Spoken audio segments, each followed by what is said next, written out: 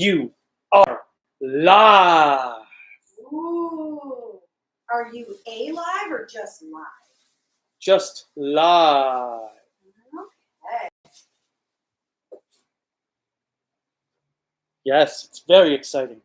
I know. Now, let me get this fixed to where you will be. Move your pop out of the way so that it doesn't look like there's a giant kaiju Pepsi. Isn't there supposed to be a giant Kaiju Pepsi? And the audio's working. Yes, that's the reason I checked. All right, I checked. Look at the Kaiju Pepsi. Wait, where did you buy that star screen? Well, I was actually going to show on camera for the live stream. So, I bought from the dollar store because I thought it was perfect. Starscream and Cobra Commander. And guess what? They were voiced by the same person. In the original series. Yes, the original series. Because currently Starscream, which this is Gen 1, is voiced by SpongeBob. Well, no, he was voiced and animated by SpongeBob. Oh. They don't have like dedicated voice actors anymore Really? outside of Peter Cullen. And even now, I don't think Peter Cullen does much of anything. Anyway. Well, he's an older gentleman now, right? But what's up, everyone? I'm the Kaiju no Comedy from the Toku and Animation News Network, here with Cruellica Kain, who had to get her favorite characters from both series. I don't know if it's because they were voiced by the same person or if because they're both conniving evil people. I'm more of a fan of villains than I am heroes. Yeah, but I don't like the cartoon version of him because they turned him into a coward. I thought he actually acted a lot like Starscream. I prefer the comic book version of Cobra Commander, where he's actually conniving and intelligent, and he was a used car salesman. So building Cobra was his first step towards honesty. His words, not mine. But good afternoon, everybody who is joining us. Good afternoon to everybody who is watching later. Hopefully you're having a wonderful weekend, doing whatever it is you may be doing, alongside hanging out with us. So we are here to talk about Ultraman Omega, episodes 9 to 13, or as I'm calling this episode, Welcome to Kaiju Park, Camp Creature Edition. Is it going to be by a lake? Is it going to be all crystallized? Is it going to be on Friday? Maybe a particular day. But Halloween is Friday this year. I know. And if you reverse the numbers around, it would be Friday the 13th. Right? That I thought was perfect. Even though it's a Friday, I technically have to work on. So I'm going to try to scoot up as much work as I can. Still love prior it. Days, so somebody said, wouldn't it be awesome if Halloween ended up on Friday the 13th at some point? Yeah, that would be really awesome if it somehow ended up on Friday the 13th. That would be awesomely impossible, but sure. But apparently this year we get our kinda sorta wish on Friday, October 31st. Which is funny because this is the first year we won't be able to have a Halloween party with anyone. I know! And now it's on a Friday.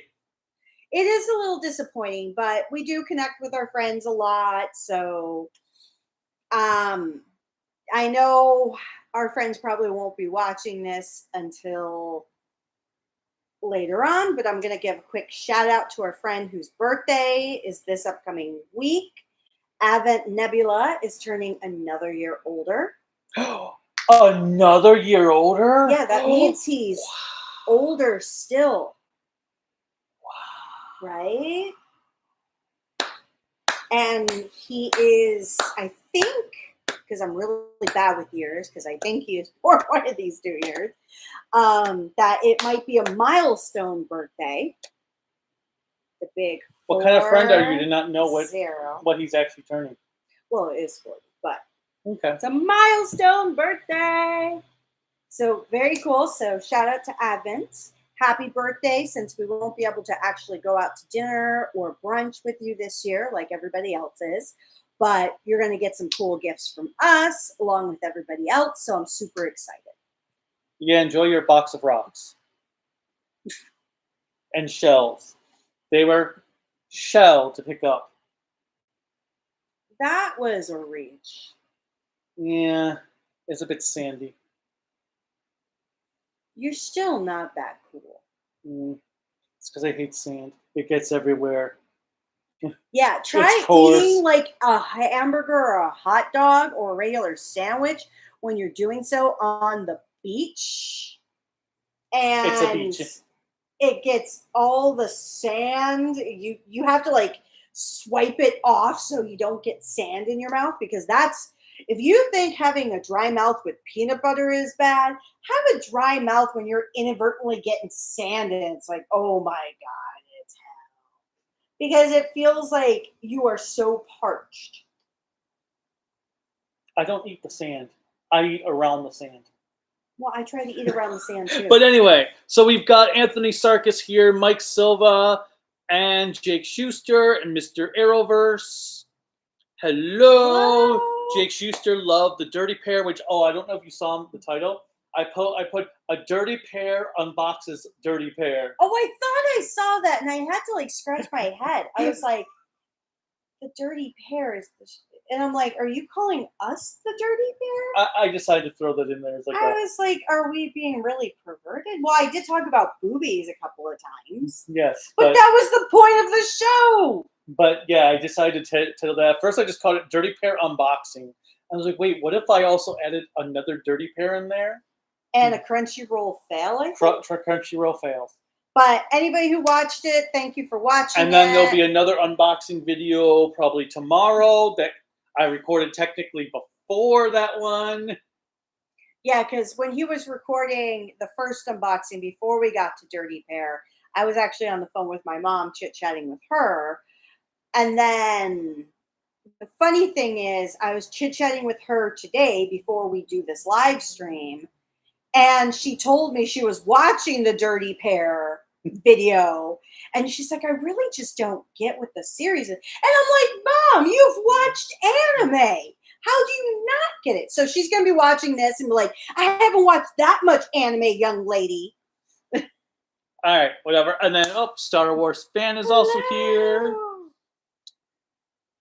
And then Mr. Arrowverse said they're almost 30. And truthfully, and I see that doesn't feel like I'm almost 30. In truth, I will say I didn't feel like I was nearly 30 when I actually turned 30 back in 2010. I think because... That's because mentally you refuse to be 30. Well, yes, there is that. But also, I kind of feel like the world is much different than it was when our parents turned 30. Because my mom, which she's going to be watching, and she's probably going to be like, really, Kelly, telling all my business. But when my mom turned 30, I was 10 at the time. And she was crying. So all I remembered throughout my life was this milestone of 30. And like being scared and upset that I was going to be turning 30. And then by the time I got to it, still I refused. And I still refuse many, many years. I've turned 30 and then some. But it's more of a joke now than originally.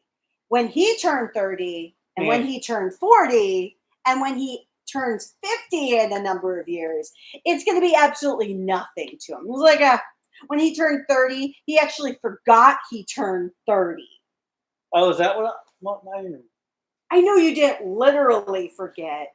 When you were 40, you actually literally forgot you were 40. You had to do quick math. Oh, yeah. I guess that's right. Okay, anyway, we are here to talk about Ultraman Omega. And hello, Box Knight. And Star Wars fan. I said that. No, I didn't hear you. But hello to everyone, and thank you for liking the Dirty Pair review. For those I will rewind it to show you where I said that. All right. Well, first episode 10 or 9. This is after coming off of that clip show, and we had our... Which the clip shows, I have to say, for this series, compared to prior series clip shows, are actually still kind of enjoyable. Well, no, not the this one, but not the special episode. The special episode was just that, whatever. Well, we didn't watch a special episode, did we? We just went. Yes. But I mean actual clip So, shows. First episode we've got Surato and Kosei are fighting over a banana because Kosei is broke right now, and so he can't afford any food beyond that one banana. Which, honestly, when you're in a single income household feeding 2 mouths, there are times where if you're close to broke, you're like, okay, what can I get that the other person will eat? And truthfully, Kosei has a little bit easier of a time because apparently Serato will eat anything. Unlike my life, where truthfully I'm actually the pickier of the 2 eaters. Yeah. Which big bubble burst for all of our friends who thinks he's the picky eater. He actually acts like the picky eater to protect my reputation. Unintentionally, you actually do. You come across as the picky eater, so I look golden. But it was kind of funny because they only had that. Serato steals the banana. No, he won it when they did. Oh, rock, paper, scissors. Well, that was the end of the episode. Did they do that at the beginning? Oh, okay. Yeah. So, and then they find out there is a sleeping kaiju. Oh, yes. And when they go there, it's pardoned off because cordoned off, not pardoned. Whatever. Cordoned off because no one's allowed there. They sneak, and they see Ayumi there trying to get in. So they sneak in. They do their best Solid Snake impersonation. No. First, you have to remember what he did at the beginning to distract the guard. He threw a big sandbag in the sky, or I think it was a sandbag. Yeah, sandbag, and then he threw a rock, hit the sandbag, so it burst. And I was like, that is some. Did he do like a super special move? And Kosei is like, no, that's pretty normal. Yeah, that's absolutely normal. Then they do their best Solid Snake interpretation, which, just like Solid Snake, fails. I don't know why everybody believes that Solid Snake is like this super secret spy. Oh, he's very secretive. He's quite solid. He hides under a box, which is the most... Some of the games where I've seen him under the box, sneakily moving, there's no other boxes around. And the fact that nobody notices... Well, they will if you do it too much. I know. If you do it too many times, and you're not by boxes, then they will start to get suspicious. And then they have the super, they have the question mark, they have the exclamation point. Bum, bum, bam. Okay.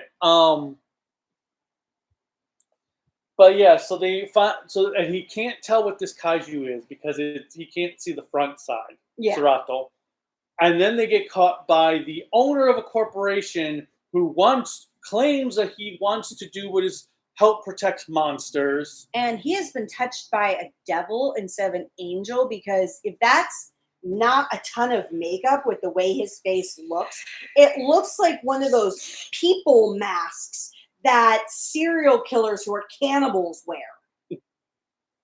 I was like, okay, I would not be around him with the way he looks like he eats people.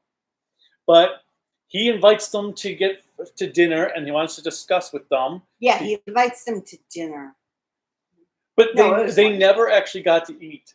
Like, Kosei was all like, yes, we've got this, and this, and this. Oh, I gotta run to the bathroom. And then on his way back, he finds out there's actually a Kaiju Park the guy's building. And so Kosei and Serato leave before they ever actually got to eat. I know. And he's all mad because he thinks Ayumi has decided to work for this guy because he offered her 10 times her regular salary.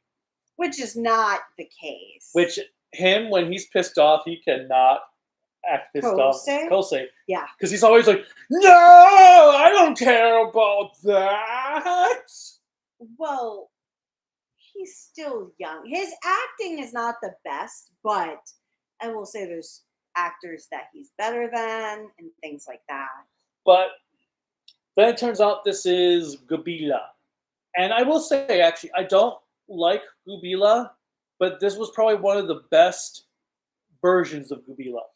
I actually like the way they did this one compared to past. The costume or just the story? The story. Oh, I don't usually like Gabila as a monster at all, so I was actually expecting to hate this episode, but I actually liked how they did Gabila. well, it was so Gabila was not actually sleeping. Apparently, the monster just wanted to wait for enough food to surround it, so it really didn't have to go hunting. And so when they're about to do a press conference, the CEO, and as he starts the press conference, one of his minions comes out and he's like, dude, you gotta see this. I'm doing it. No, you gotta see this. You gotta see this. And then he goes back and they're like, oh my God. And then all hell breaks loose. And then Kosei and Serato show up, save the day. And there's nothing like dramatic. I do think the sweet thing at the end of the episode is they do rock, paper, scissors again. Obviously, Kosei loses a second time. But what happens this time around is that, nicely enough, Serato must have watched an episode of Care Bears. He breaks the banana in half, which I will say, breaking a banana in half is not an easy feat. It can happen. You can. No. He cheated. What he did, he grabbed it and he had his slicer go slice it in half so he could go, oh, here. Well, exactly, because in all honesty, those banana peels, when they don't want to open, they are the toughest. Especially with how smooth the breakage was. No, he cheated. He used his slicer to open it. But, so then we go, our next episode has a videographer doing a documentary wanting to get people to understand why kaiju are dangerous, because there's, not surprisingly, people who are like, well, it doesn't affect my area, so why do I care? Well, are you surprised? That's what I said, it doesn't surprise me. Like, well, that's a Japan problem. That's not my problem. COVID, that's their problem. That's not my household's problem. So she's following them around, trying to document everything they're doing. I thought she was gonna figure it out, but she apparently is too blonde, despite not being blonde, to get it. I do like the fact that they gave her a nickname as well. But I also like they were going to, when they were discussing a few things we had.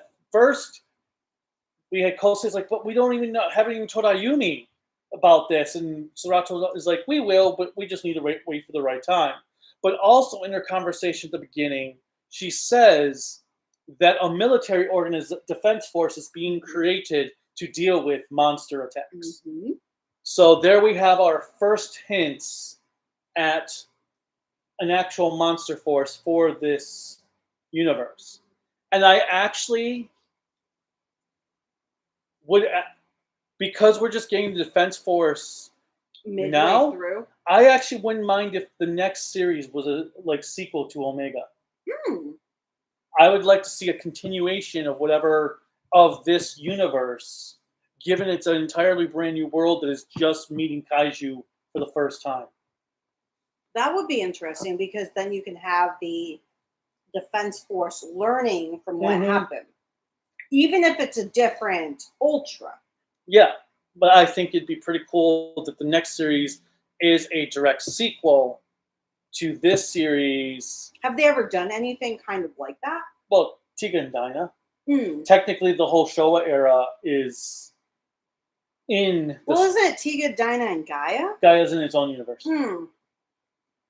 But. So Tiga and Dinah are the same universe? Ultra 7's weird with how it's placed. Ultra 7 doesn't really fit in there, but technically the Showa universe is one timeline with Mabius. Because Mabius is a direct sequel to the Showa series. Yes. But Ultra 7 doesn't really work technically because the show takes place in 1980. So you have to kind of look at it as, okay, well, there's Ultra 7, the universe itself that was in 1980, and then a similar style of events happened with Ultra 7 in it to make it work. But yeah, I would like to see Arc's universe come back. Okay, Arc. Well, I said Arc a moment ago, and No, you said Omega. I meant Omega. Yes, Omega. No, I would like Arc's universe too. I like. No, that. I want Omega's back because it's brand new to everything. But this episode, I did like the miniatures in this one, and this one had, oh god, what was the monster? Damaga. Yeah. That's right, Damaga. Because he actually names the monster at the end of the episode. Well, it was weird because I was like, did they never actually give the subtitle for Damaga? No. And then at the end, when Sarato's like, "Oh yeah, I remember the monster's name now," and then they show a little spirit of the monster, and then the subtitle for the name, and it looks like a little ghost that has. I was like, wow. It does a lot of tongue-in-cheek for this series, which I personally enjoy. That it has the right amount of comedy to keep it from being too silly, but they also have enough of... Because sometimes certain Ultra series can be a little too straight I did and love serious. The arguing between Serato and Kosei. That actually goes through a couple of episodes, even if it's unintentional. But yeah. Well, yeah, because in the news report, they say only 49% of the people say that Omega is there to help. 37% say he's not. And then 14% say they're undecided. And Kosei's all pissed off about it. And all the stuff going on with the videographer, he gets pissed off. So they have like this little lover's quarrel. Well, and the quarreling goes through a few different series. Like it goes through its own evolution until we get to episode 12. So 10, 11, and 12, even if they're very episodic, have this storyline in the background going on. Because Mach, they call her, it's shown as Mach in English, but it's like Makide or something like that, they call her. And she senses the tension. Ayu senses the tension. Everybody senses the tension. But with this episode, but this episode I enjoyed mainly because you did have somebody that they're trying to hide from. But at the same time, it also comes into play where they're like, okay, this is too hard to keep as secret when you have two people knowing the secret. If it's just the one person, like in typical series where it's the Ultra that has to keep it secret, typically they have a little bit easier of a time because they have to keep it a secret from everybody. But this is the first time where you actually see a series where, once again, you're not seeing the series fully from the Ultra's eyes, but from a side character. And they both know the secret, and they're both having to work hard to keep it. But we have, well, I really like the miniatures in the fight with Omega and Damaga. And then at the end, though, after she gets saved by Omega, she's like, oh, I'm now doing a documentary on Omega to help everyone. Oh, well, now you have him as your wallpaper on your phone, and are you sure?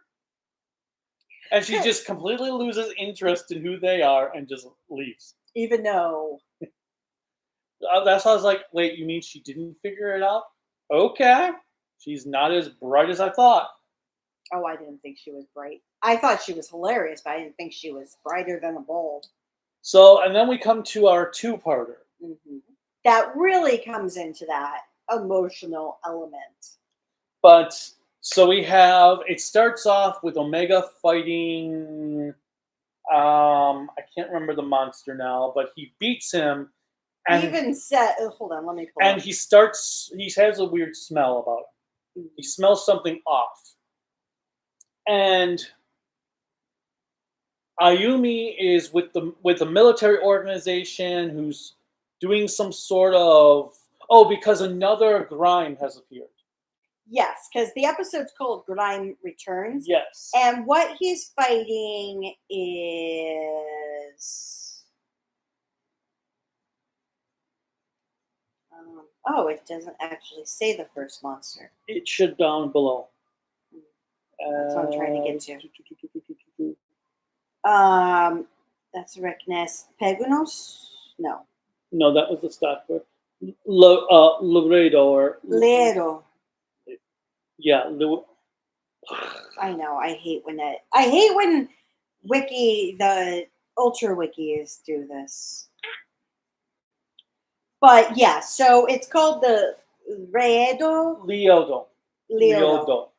But so he also says in the episode, well, they're not typically violent, which is the first sign that something's Well, there's off. that. Then you have when Ayumi is telling Serato and Kosei about Grime, and Kosei's like, "What? Grime's back?" And Serato says, or no, he's like, there's more than one?" And Serato's like, "Yeah, just like how there's more than one human, because they're all a race of creatures." Yeah. And so the military is doing something to put Grime to sleep, to knock him out. And it's Ayumu, not Ayumi. Oh yeah, Ayumu. I just noticed. That's why I keep on just calling her Ayu. I forgot because I had it right up here, Ayumu. And she's working with the military organization. The guy in the first part comes off as a complete douchebag. Well, I don't think it's that. I think it's one of those having a civilian come in to a military thing. I've noticed this having worked with military individuals with my job, that military individuals, when they're doing something authoritative, it's hard to engage somebody who is not military because they don't understand.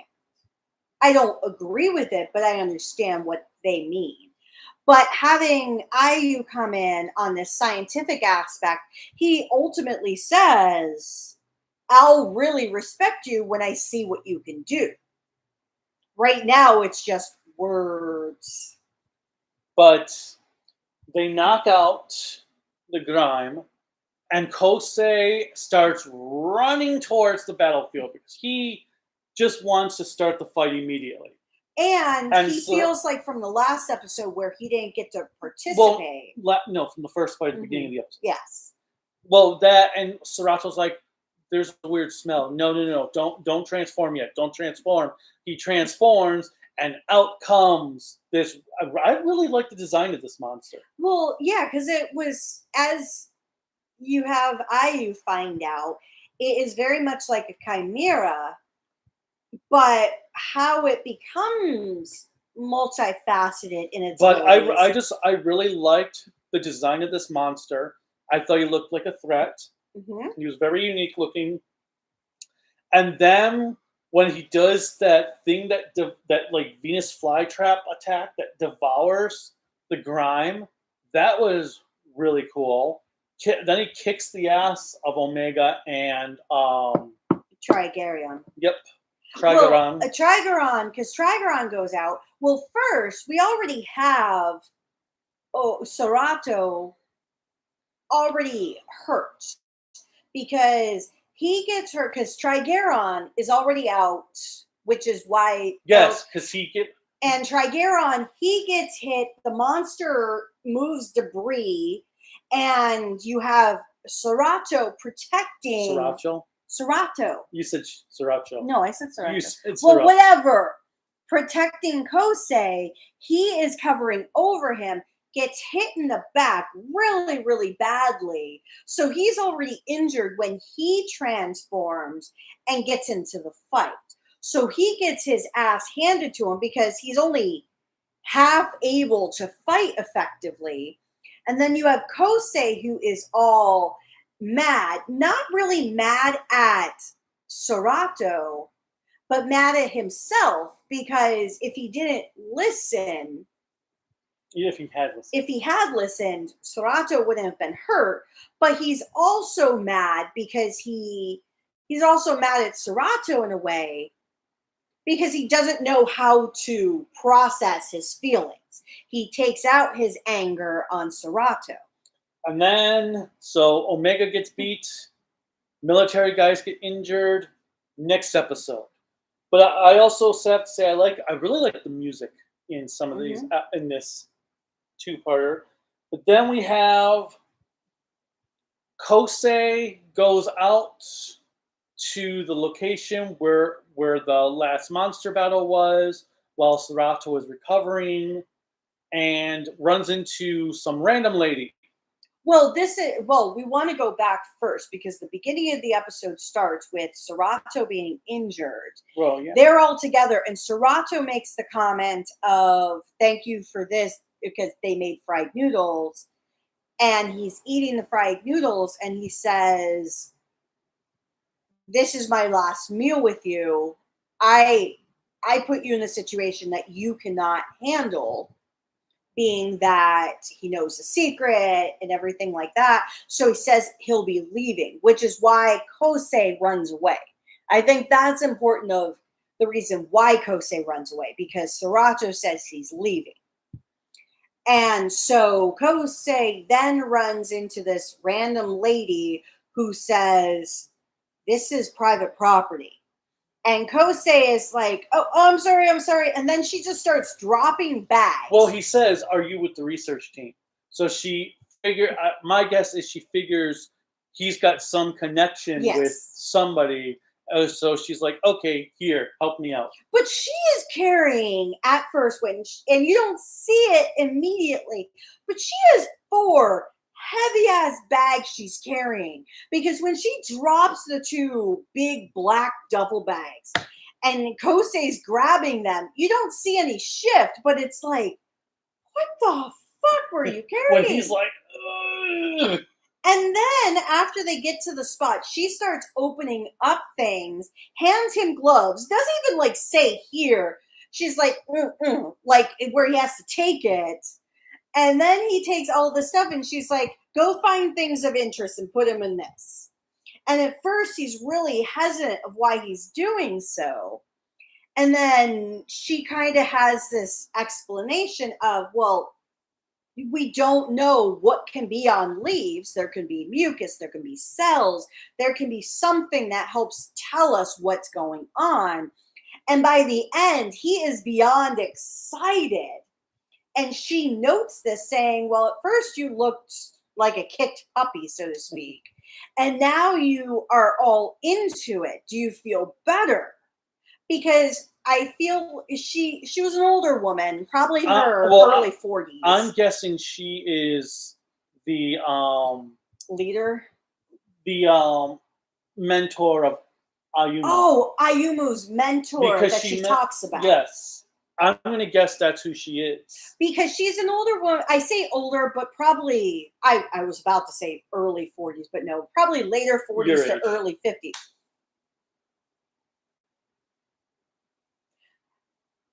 Motherfucker. But nonetheless, yes. And then they use the sample, when Kosei finds a sample of cells or skin, and that's what they use to discover what this creature is. And at the same time, the creature devours the whale creature thing from episode 2. Yeah, they don't have that. The poison. Here. Well, are you on the right episode? Oh no, I'm not. Because we're on part 2 now. Okay, let me go because that's Divine Returns. What I want to do, so. Stop it. Dugrid? That might be it. Yeah, Dugrid. But so then it now gains the ability to spew acid. And poison, yes. And let's see. But they find what's going on. The press conference was kind of a weird sequence because she's speaking into this microphone that really sounds hollow. And then all of a sudden, she's not speaking in front of the microphone. And I was kind of confused. Is like, is this supposed to be after the conference, or is this they just gave up on using the microphone? What? Huh? I kind of feel like they gave up on using the microphone, but they didn't want to say they gave up on it, so they just let it go, so that people wouldn't really care. And then our military dude is like, okay, now I respect you. Well, because she has confidence in herself. The one reason why I didn't take Tyra, the military leader. Taya. I thought it was Taya. No, I thought it was Taira. I thought it was Wyatt. Let me see. Taya is no, Taira Kazuyasu. Okay. I thought the subtitle said Taya, but No. Well, I looked at his name badge. I didn't look at subtitles. okay. So the name badge said Tyra, because Taya is from Boom Boom Joe. Well, yeah, but all right. So, well, and the reason why he respects her now compared to their initial meeting last episode is she actually has confidence in what she's saying. She feels authoritative, because if somebody comes off as too weak, many people aren't going to have confidence or respect in them. what's that? But then Kosei goes out to the monster battle, and because Sarato's already there fighting the new monster, because they're the military's weapons, they're anchors to attach to the Elder Gimira. Elder Gimira. Because they say Gimira instead of Chimera. Their plan is to drain his energy out. No. Or put energy in. Give him too much energy. Yeah, to make him burst. And it fails, so Omega comes there, starts fighting him, and then Kosei shows up and summons Rekiness. Which is funny though, because you have Ayumu's there, like, why is Kosei over there? Goes to run after him and watches him summon Rekiness. And she's like, then watch him do all the stuff. Okay. And then they attach the anchors to because Rekiness attaches it through telekinesis.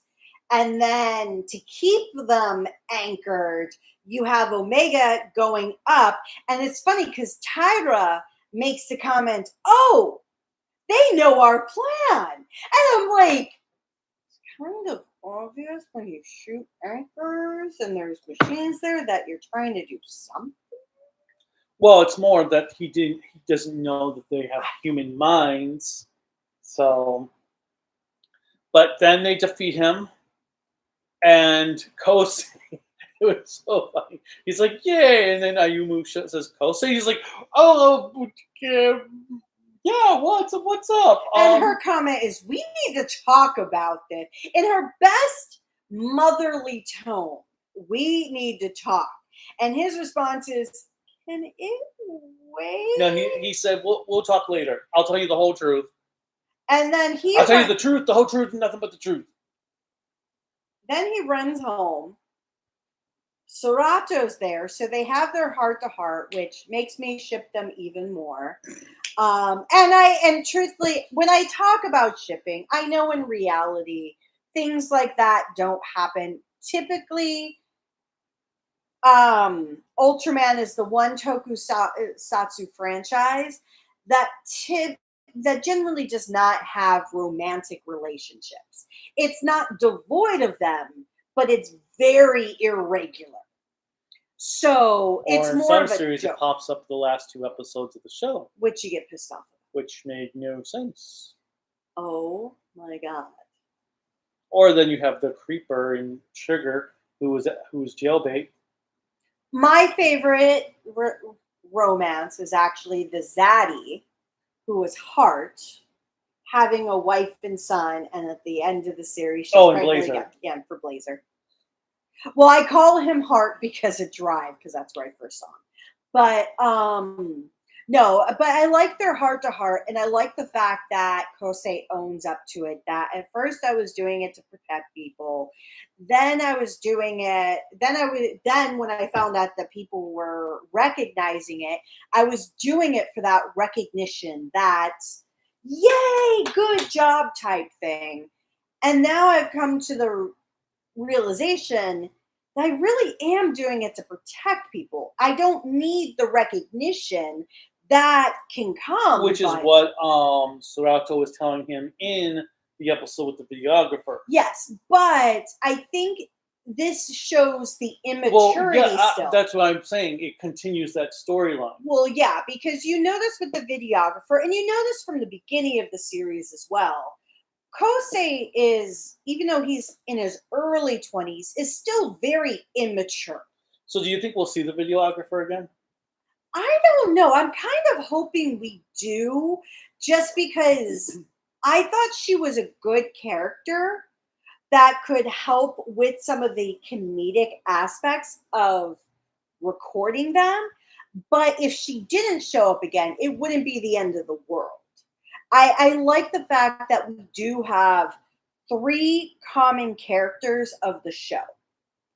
Now, the only person I really do want to have show up again is the warehouse owner. The manager. Because I thought he was absolute fun. And he gave off that, like, fatherly. Oh my god, it would be so funny if, just for a joke, when they create this response team, he becomes the commander. Oh my god! Just because he's the commander in Dyna, it'd be hilarious just to have be another commander. Oh my lord! But so he's been in Ultra before. Okay, and he was a main character in Ultra. Yep. Okay. He was one of the best things about Dyna. Oh, really? Yes. So that's why you like seeing him when he first popped up. But so now we've got our clip show episode, which continues with Kosei freaking out because he's waiting for Ayumu to show up so that he can actually explain everything to her, and decides to just start writing everything down because he doesn't want to mess up anything. Well, that he tells her. So that's our way of having clips from all the previous episodes, which I will say, for a clip show, it wasn't bad. No, for a clip show, I thought it still had its own contained story, that it didn't. It worked because it felt like the clip shows were a natural part of the episode. Well, yeah, it didn't feel like, oh, we're just going to reminisce to tell some stranger everything that has happened. It was, they were thinking, well, Kosei was thinking, and this kind of went to, in my mind, of like that type of learner. He wanted to write things down to remember. Well, and then about probably halfway through, the clips stop. Yep. So we have this whole story with Ayumu when they're going to explain everything to her, and then Pigmon shows up, and Serato's like, "Oh, I'll take him back to his island." Because when she freaks out seeing the kaiju, he's like, "Oh, it's a Pigmon!" And he is like so excited. He hugs the kaiju.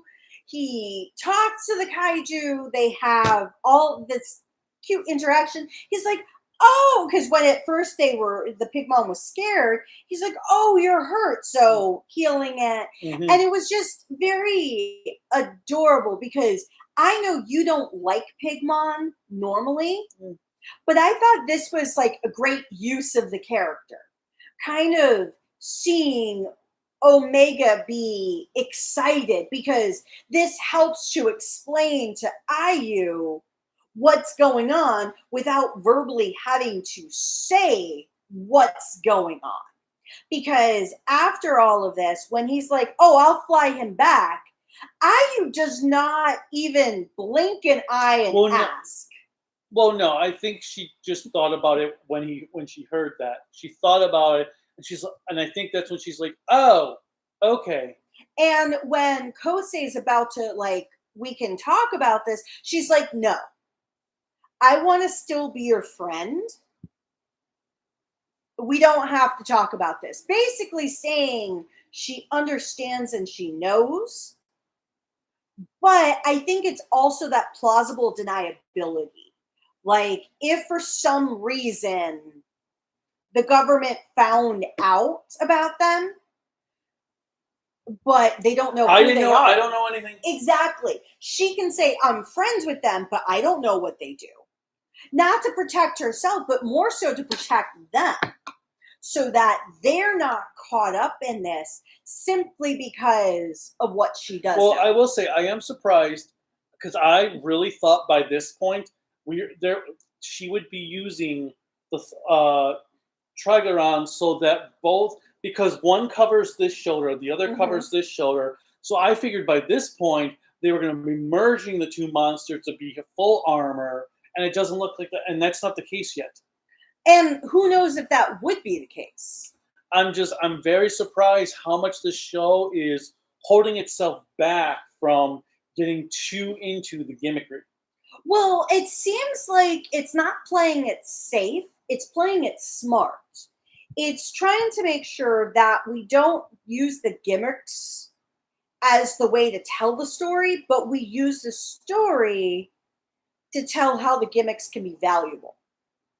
Because it's not even like he truly needs all the time for the gimmicks. Which is nice to because fight. Arc sometimes let the gimmicks run the narrative. Well, Blazer, as good as Blazer was, there were times where the gimmicks fell. I don't think so because he only had 2 power-ups in the show. True, that's true. But I feel like the gimmick of him being a separate entity from the Ultra, that got away in its own way at times, especially when you had to stop punching yourself episode. But I will say for a series on Ultraman, this is definitely one of the more mature series, even though it's very comedic at the same time. I actually think it's closer to Orb in that maturity and the comedy aspect. The only difference is we still don't know much about this Ultra. We know about the kaijus, but we don't know a lot about But Omega. I also think that's part of the intriguing point. Is Yes. We don't know too much about Omega right now. All we know is that he keeps having an image of somebody, a purple energy attacking him.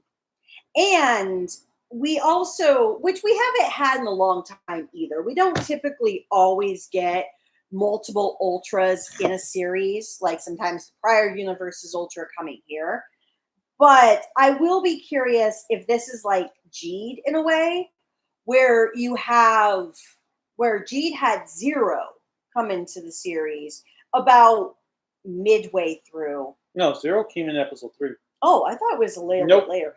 But it would be I would be curious to see if they will bring in another Ultra closer to the end to help propel that final arc of the story. Well, I'm wondering how they'll do the Arc crossover. If they'll do an Arc crossover, and if they do, I hope it's better than the crossover Arc did with Blazer. Now, who is writing this series? I think the guy who did Decker. No, wait. Yeah. So is this like a situation with Junko when they're given a little bit more leverage to write the story? Hold on, I'm trying to remember now. Because no, maybe I'm thinking of the wrong person. Who was the head writer? Let me.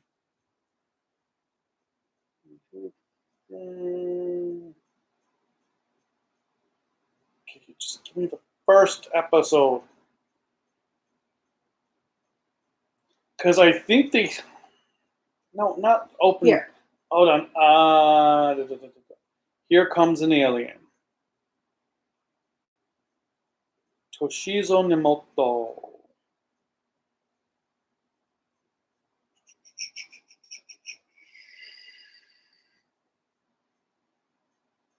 Yeah, he was the writer for Decker. Okay. Now, was he the head writer for Decker, or? I think so.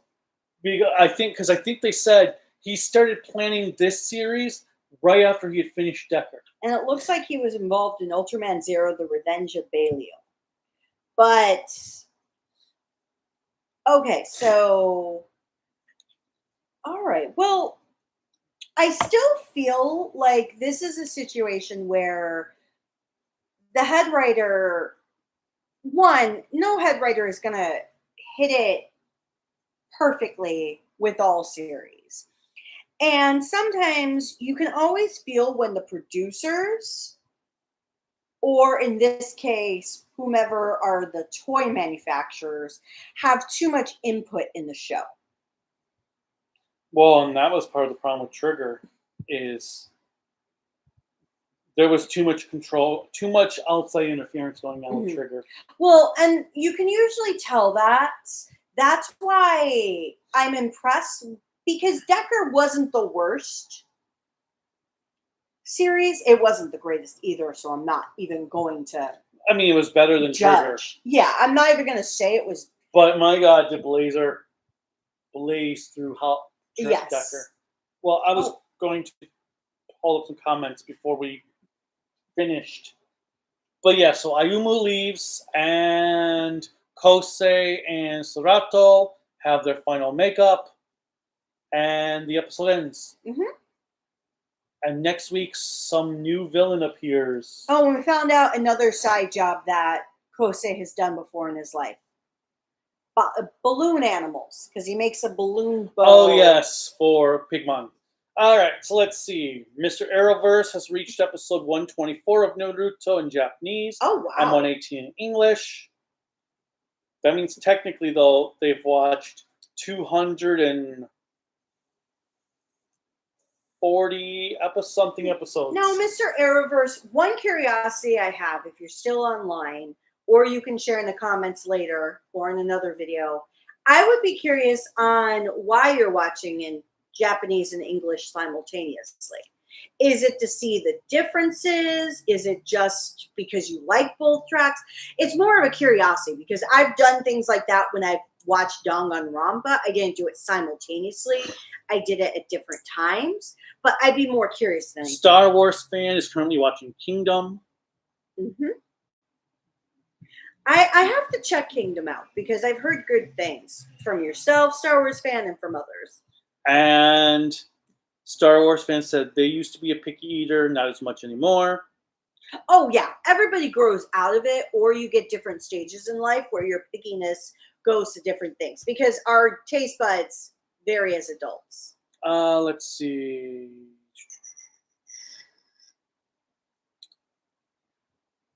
How much longer until the next series gets announced? Usually we have the copyright. I think Omega's trademark was announced in November, December last year. So it probably will be not too much longer. So like a month. Till we have the name of the next Ultra series. Let's see. We're getting hints about the next Sentai series currently. Yeah. Really? What? Is this the Wizarding School? Yes. Okay. So it's almost like a pseudo sequel to Ninja. My name is Harry Plopper. And, well, let's see. We can have Hari Prota. I was going to say Hari Potaru. Hermione Grange. Ron Wesley. Wesley. Dragon Mayfei. He can be like the loner, emo, bad boy ranger. And he'd have to be the Black Ranger, because they don't do loners for Green Ranger. Well, there is no Black Ranger apparently in this series. What colors? white, red, green, blue. Well, it can't be a Malfoy character as green because there has been no loner green. Green is usually more of a sillier character. Barai. Well, that's because it was a sixth ranger. I'm talking about the main 5. Sixth rangers are a different animal. Well, whatever. But yes, the series rumored to be in a mystical isekai world where the main character gets isekai to this wizarding world. Now, is the main character going to be red or a different color? It might be red, and though it's being filmed in the green screen room because it's going to be like King Oger. I kind of hope. And it's from the writer of Ninja. Well, Junko did a better job next series she got. Kamen Rider Geo. Well, she didn't do Kamen Rider. No, I'm sorry. He also did Kamen Rider Geo. Well, they could always do a better job. You think Geets is better than 01 and X8. And you're so far liking Zet's Fully Clean. Let's see. Star Wars fan, is there a reason why Showa era Ultraman couldn't reveal their identities? Not specifically. I'm trying to think if there were any series.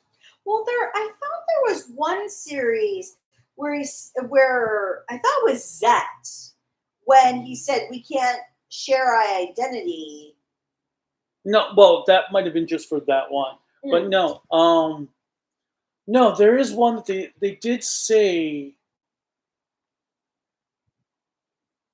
Well, one series said if the identity was revealed, that Ultraman would have to leave the planet, but never really explained why they would have to leave the planet if their identity was revealed. I just know it's been a common thing where you typically don't know. I did like Zet. I think it was Zet, where Juggler did like the I need an adult thing with Zet's Riku. Yeah, because when Riku comes to Earth, he's looking around and Juggler comes up on his shoulder. Hey. Well, he also, in his Juggler form, freaks out the main character. And then Kamen Rider 64 just came on. Hello. And Star Wars fans said they think it's because of government dissection. Oh! Taking the Ultra and cutting them open. Well, honestly, I could see that because, truthfully, legit, if an alien was actually found, like legit found, not the fake alien autopsy that was playing on the TV in the bedroom last night, which I've seen a few times. You didn't have the TV on last night. It turned off before you came to bed, most likely. But nonetheless, that's all any government would want to do. They would want to autopsy it, figure out how it ticks, how you can make it into a weapon, or how you can make money off it. That's why aliens, if they fly by the Earth, they roll their windows up.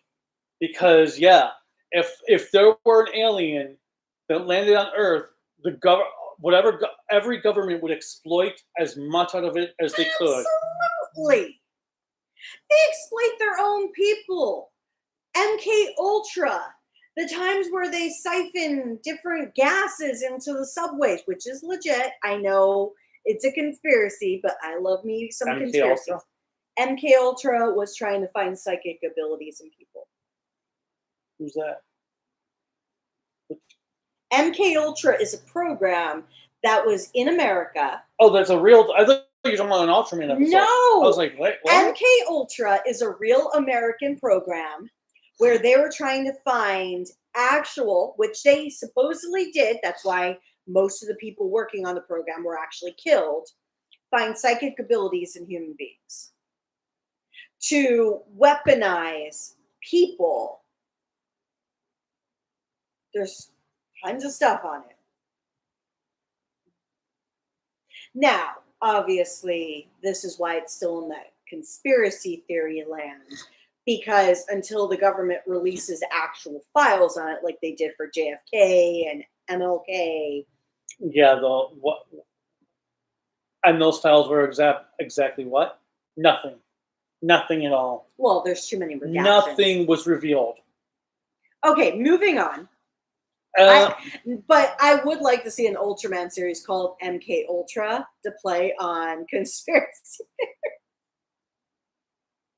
Maybe it could be like a Garo Makai Tales series where it's an episode with a different Ultra in a different universe with conspiracy theories of something going on in that universe. Why haven't they done something like Makai Tales where you can check in on the different Ultras, especially like Neo Heisei Ultras? That's actually a missed opportunity. Well, it doesn't have to be the Ultras themselves. It could just be the characters in those universes. Well, yeah. I'm surprised they haven't actually taken up something on that. Because, yeah, you could have... Subaraya, get on that. Because, yeah, you could just do stories in each universe.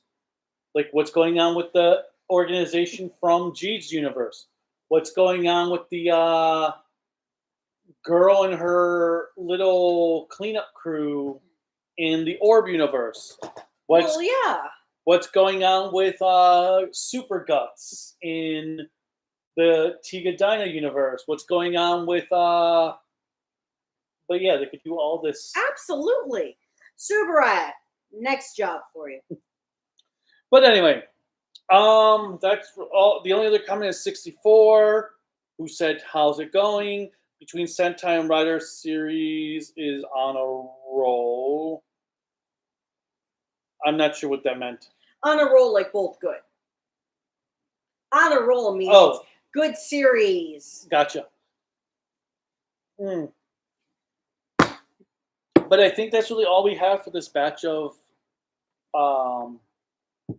Omega episodes. I don't think there's anything else that comes to mind I wanted to talk about. No, I think... Other than I really did like this the two-parter we just watched. Actually, I liked all of the episodes that we watched. Even the clip show. I'm curious to see where this second half of the series is going to take us. Because I feel like we finished one arc and got the introduction of a new team to kick off a whole new arc now. After this clip show that occurred. Yep, so we'll see where things go, especially with those villain, because we haven't really had any aliens yet in the show. Just Kaiju. So now it'd be nice to have the second half focus on alien threats. Well, it seemed like the next episode was going to be like that from the trailer, because there's supposed to be a person. Right, and I'm hoping there are going to be some main antagonists for the series, and yeah, bring in some additional alien threats. Absolutely. So, with that said, be nice to each other. Don't hate on people. And hug your family and friends if you do that. Or a hearty handshake. You said that yesterday. I'm going to keep on saying it for every video I'm in. Because the world is too fucking toxic right now. People are taking way too much shit too seriously. And taking action where they shouldn't. So, keep yourself calm. Avoid assholes, except for him, and just live life as you choose to and see fit. With that, I will say goodbye. And if you like us, or if you know others that will like us, please like, subscribe, hit the bell notification, share our videos, whatever YouTube asks you to do to help improve the algorithm. Hit that YouTube hype button that's now showing up. Yeah. Do whatever you can, if you're willing to help promote us to other people. And then you can also follow us on Facebook, Discord, and one other at Instagram at Kaiju no Kami. You can also check us out on Bluesky and Patreon at Toku88N Network. And you can also check him out on X at Twitter. Toku AANN. And then finally, there are 2 GoFundMe's in the summary chat description. One is for health stuff for both my mother, who has been diagnosed with cancer, and she has to go through a lot of procedures and surgeries. And the second is for my loving husband here, who is going through some medical stuff still himself. And he denies it because that's how he is, sadly. And then there is a second GoFundMe to help support the channel to be successful over the next 10 years. Please share or support however you can. And then finally, have a great day. Until next time. Bye. End stream.